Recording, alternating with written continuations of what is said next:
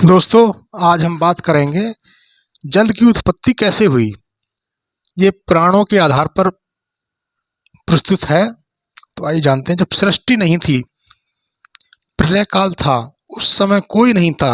जल, आकाश, पृथ्वी, सूर्य, चंद्रमा, अग्नि, हवा, मनुष्य, जीव जंतु, सारे तीर्थ, वृक्ष, पेड़ पौधे, देवलोक, ग्रहलोक, बैकुंठलोक, ब्रह्मलोक, शिवलोक, मृत्युलोक, पाताललोक, देवता, देवी आदि कुछ भी नहीं था। पूरे त्रिलोक में केवल अंधेरा ही अंधेरा था। उस समय प्रलय के समय रहते तो कण कण में रहने वाले, बसने वाले केवल पर ब्रह्म परमात्मा जो निराकार रूप में विद्यमान थे।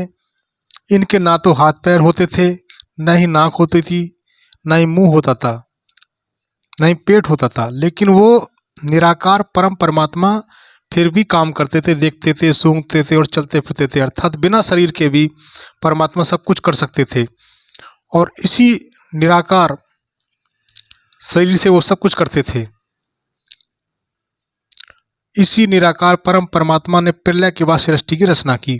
सबसे पहले परम परमात्मा ने अपने आप को समेटकर अपना एक स्वरूप बनाया और सृष्टि को सबसे पहले पूर्ण परम ब्रह्म परमात्मा प्रकट हुए।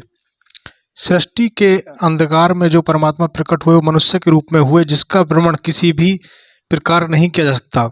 लेकिन इनके शरीर पर कोई वस्त्र आभूषण नहीं था, लेकिन सिर पर बाल इतने अधिक थे कि पूरे त्रिलोक में फैल गए। जब परमात्मा ने अपने स्वरूप का नाम सदाशिव रखा, इसके बाद अपने साथ में स्त्री के रूप में अष्टभुजाधारी शक्ति को प्रकट किया, क्योंकि शक्ति के बिना भगवान भी अधूरे थे, शक्तिमान नहीं हो सकते थे। उस शक्ति का नाम उन्होंने शिवा रखा।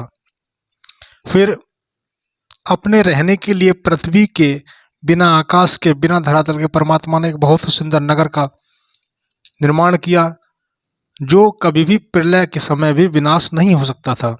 और इस ना ही परमात्मा और शक्ति का कभी विनाश होगा। इस प्रकार जो नगर प्रकट हुआ उसका नाम आनंदमय, आनंदवन रखा गया। बाद में परमात्मा ने सृष्टि की रचना करने लगे तो आनंदवन का नाम बदलकर काशी रख दिया। सबसे पहले अपने आप को प्रकट किया, अपने साथ में शक्ति रूप में माँ भगवती को, फिर काशी नगर को प्रकट किया। इस प्रकार सृष्टि की रचना का प्रारंभ कर दिया। सबसे पहले एक दिव्य महादेव महापुरुष प्रकट किया, जो बहुत ही शांत, सर्वगुण संपन्न, गंभीरता में सागर के समान, समा में पृथ्वी के समान, जिसकी वाणी का से वर्णन करना बहुत ही मुश्किल है। ऐसे महान देवता स्वरूप एक दिव्य महापुरुष को प्रकट किया, जिसके 4 हाथ थे, पीले वस्त्र पहने हुए थे, सुंदर मुकुट पहने हुए थे, गले में बैगंटी माला थी, चारों हाथों में शंख, चक्र, गदा, पद्म और कमल के फूल के लिए पीताम्बर धारण किए हुए प्रकट हुए। जैसे ही प्रकट हुए, पीताम्बरधारी ने पूछा कि हे सदाशिव, मैं आपको प्रणाम करता हूँ, आपने मुझे प्रकट किया है तो मेरा क्या काम होगा। तब सदाशिव ने पीताम्बरधारी का नामकरण करते हुए कहा, हे देव, आप सर्वतः त्रिलोक में व्याख्यात होंगे, देवलोक में, पृथ्वी लोक में, पाताल लोक में आप सब प्रकार से विख्यात होंगे, इसलिए मैं आपका नाम विष्णु रखता हूँ।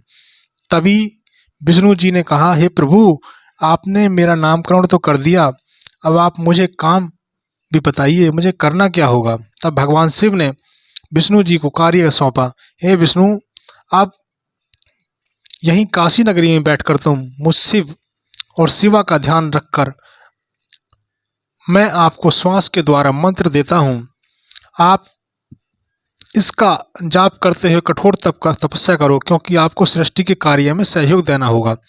और सृष्टि के कार्य आप तभी कर पाओगे जब आपके पास शक्ति होगी। उस शक्ति को प्राप्त करने के लिए आपको मेरी शक्ति और चाहिए। प्रभु सदाशिव के वचनों का पालन करके भगवान विष्णु ने ध्यान लगाकर सदाशिव ने सांस के माध्यम से जो मंत्र दिया उसका जाप करते हुए, शिवा शिवा का ध्यान करते हुए घोर तपस्या प्रारंभ कर दी। हजारों वर्ष तक विष्णु भगवान काशी में बैठकर घोर तपस्या करते रहे। फिर भगवान विष्णु ऐसी घोर तपस्या करने लगे कि घोर तपस्या करते करते ही उनके शरीर में से जल रूप में पसीना निकलने लगा। शरीर में से पसीना की धारा बहने लगी और कोई छोटी मोटी धारा नहीं। विष्णु जी की शक्ति से, तपस्या के प्रताप से विष्णु जी के शरीर से जल रूप में ऐसी धारा बहने लगी जैसे कि बारिश के दिनों में पहाड़ों से झरने बहते हैं। और इसी झरना रूप में पसीना जल के रूप में इतना निकला कि पूरे त्रिलोक में जल ही जल प्रकट हो गया। और जब पूरा त्रिलोक जल में हो गया तो काशी में भगवान विष्णु तपस्या में समाधि में लगाए बैठे हुए थे, जो उस जल में लेट गए। लेकिन तपस्या अभी छोड़ी नहीं, लेटे हुए भी भगवान विष्णु तपस्या कर रहे थे। तथा तभी सदाशिव ने विष्णु जी को तपस्या से प्रसन्न होकर इस सृष्टि का कार्य आगे बढ़ाने को कहा और जल में लेटे हुए विष्णु जी की नाभि से जल कमल की नाल प्रकट की और नाल के बढ़ते बढ़ते कमल का फूल प्रकट हुआ और उस कमल के फूल में से एक महादिव्य प्रकट जो ब्रह्मा जी कहलाए। इस प्रकार जल की उत्पत्ति हुई।